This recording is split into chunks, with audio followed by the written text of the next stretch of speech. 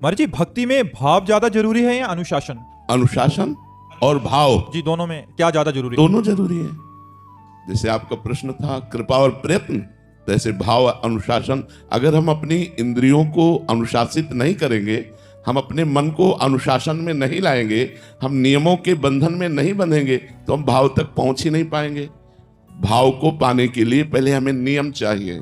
हम नियम से नाम जप करें, नियम से शास्त्रों का स्वाध्याय करें, नियम से ठाकुर सेवा करें। हमारे कुछ नियम होने चाहिए और उन्हीं नियमों के बल से हम अपनी इंद्रिय और मन को अनुशासित करते हैं।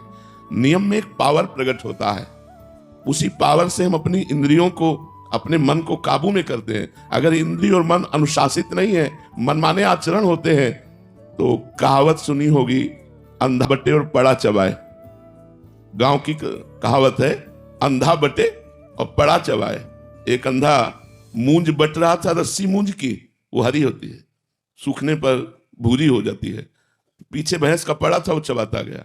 कई घंटे उसने बढ़ा, जब हाथ खींचा तो रस्सी कोई थी नहीं, केवल हाथ में थी, क्योंकि वो पड़ा चबा गया था।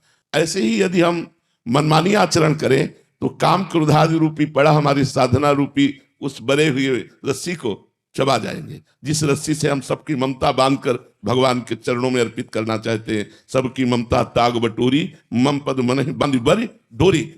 तो हमको सावधानी रखनी है, मनमानी आचरण नहीं करने। तस्मात् शास्त्रम प्रमाणम ते कार्याकार्यो व्यवस्थितौ।